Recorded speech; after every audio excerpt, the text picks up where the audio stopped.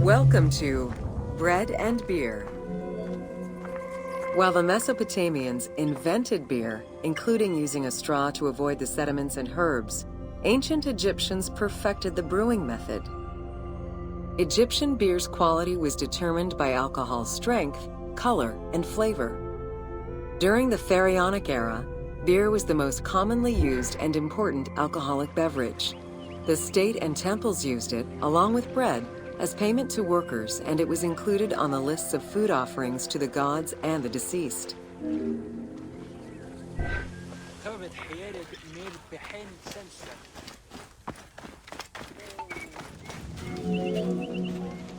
Beer was the popular drink of ceremonies and festivals.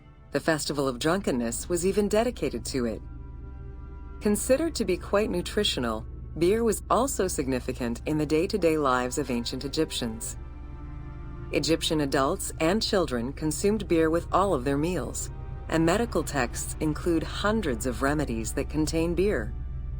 It remained the most popular alcoholic beverage until the Roman era.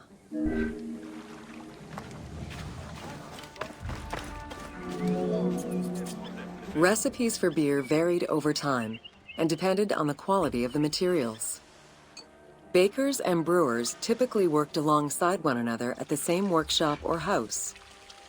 Many families often produced the quantity appropriate to their own consumption, with better quality beers produced for festivals and other special occasions. The most basic recipe used malted cereal as the main ingredient. Fruits such as dates were added along with honey and spices.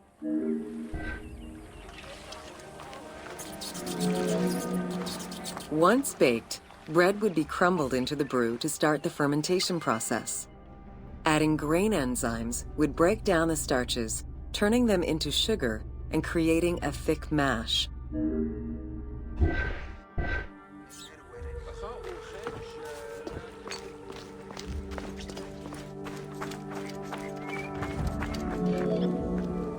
Once ready, the bread and grain mixture was compressed and then strained through a sieve with water into the mix of malt beer.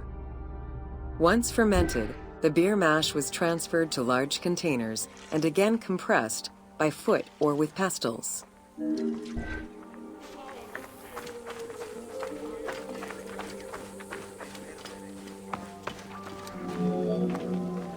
Once smooth, the beer was stored in pottery jars and sealed with a clay stopper.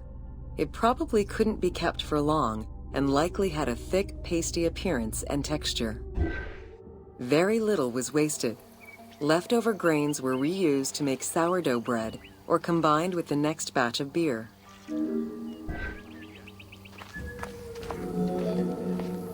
While there are many ancient accounts for making bread, most of the knowledge known about ancient Egyptian brewing comes from an account by the alchemist Zosimus over 300 years after Cleopatra's reign.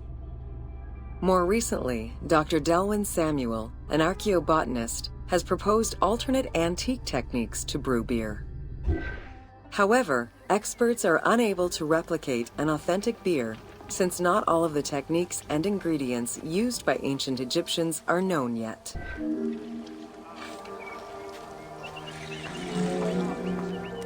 Food was prepared on the floor until the Middle Kingdom, when cooking benches were introduced. The introduction of durum wheat improved bread quality, meaning that the upper and middle classes ate better. The poor, however, still made do with a diet consisting of a gruel made of vegetables, softened bread, or barley.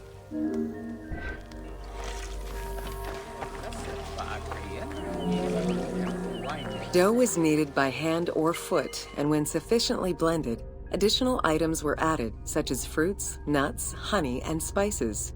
To leaven the bread, they added sourdough or leaven from beer brewing. Ovens were circular or beehive-shaped and made with clay or brick.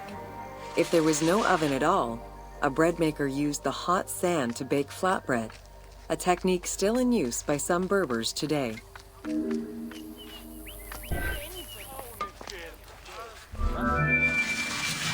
Ancient Egyptians always had to fight off the omnipresent sand particles that were blown towards them. Despite their best efforts, sand regularly made its way into their food. Additionally, particles from the grain-grinding stone tools and ovens they used also contributed to attrition and prematurely worn teeth. The team tried to portray this through toothache animations and commoners sweeping sand off.